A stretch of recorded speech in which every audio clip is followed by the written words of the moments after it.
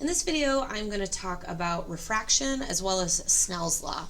So refraction is when a light ray or light wave encounters a new material, it's going to change its velocity and it's going to change its wavelength. Okay. Now every material has that allows light to transmit through it. So like glass or water or oil, all have something called the index of refraction. It's a physical property of the material. It's an index of refraction, okay, which is written with the letter N. This index of refraction describes to you how much the light slows down as it enters that medium, right? So N is actually equivalent to C over V. It's the ratio of the speed of light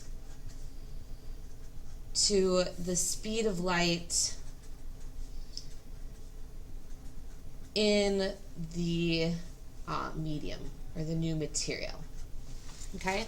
Now, it is never greater than 1 because nothing can ever move faster than the speed of light. Okay? So let me just give you an example. The index of refraction for like some types of glasses is about 1.5. So N equals 1.5 for glass, right? So let's figure out how fast light moves in glass, okay? So we have 1.5 is equal to, and then we've got 3 times 10 to the 8th meters per second all over V. Now notice that my index of refraction doesn't have a unit because we're taking meters per second and we're dividing by meters per second. So it cancels out, it's unitless. Okay, so I'm just going to take 3 e to the 8th and divide it by 1.5, and I get that actually the velocity of that is 2 times 10 to the 8th meters per second. So in glass, the velocity is only 2 times 10 to the 8th meters per second. Okay? So we can use the velocity to find the index of refraction, or we can use the index of refraction to find the velocity. Okay? Now, let's look at what actually happens when light strikes a surface. Okay? So here we have, we'll use that glass example again, right?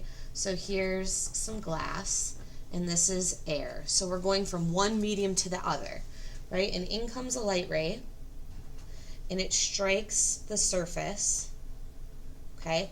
This line right here is called the normal. It is perpendicular to the surface, okay?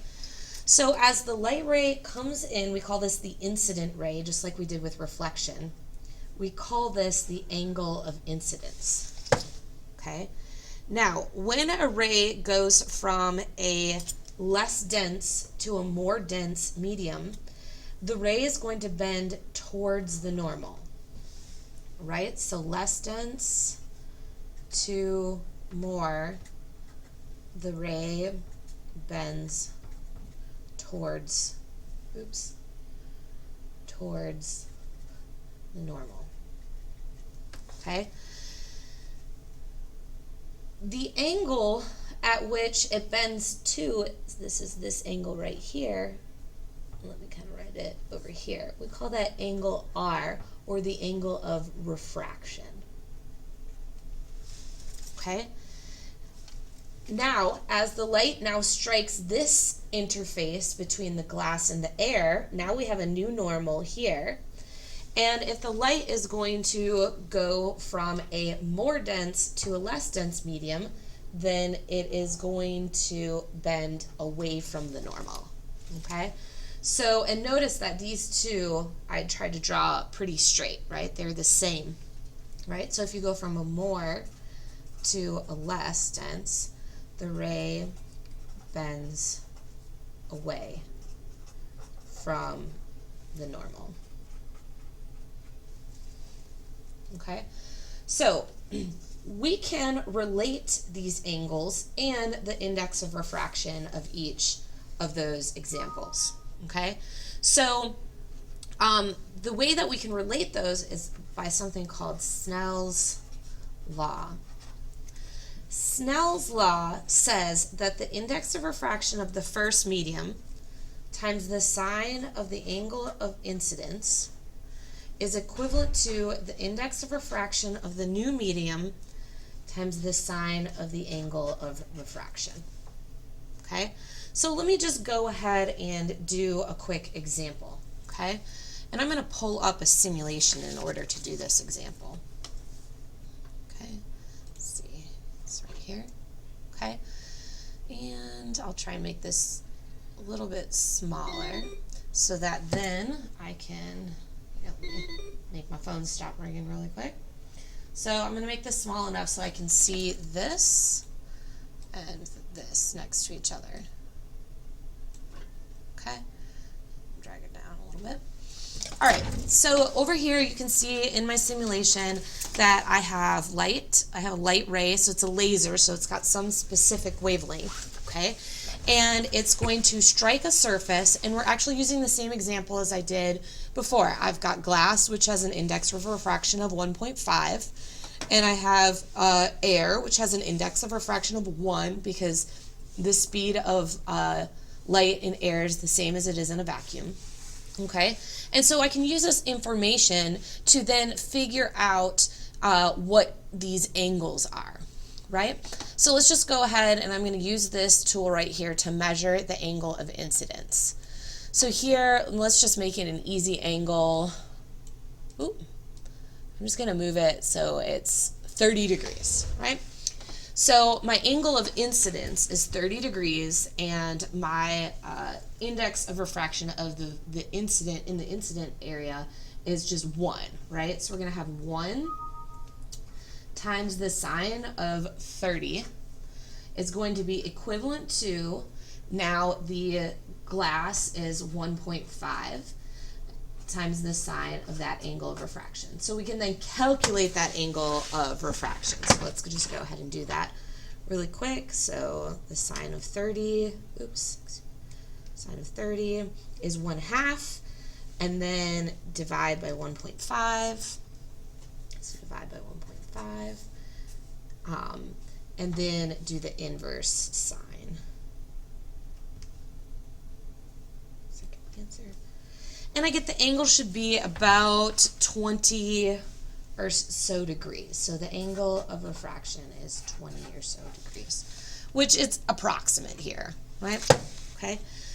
So that is Snell's law, where you are given both the angle of refraction, the angle of incidence, and then relating it to the index of refraction of the medium out here and the index of refraction of the medium there.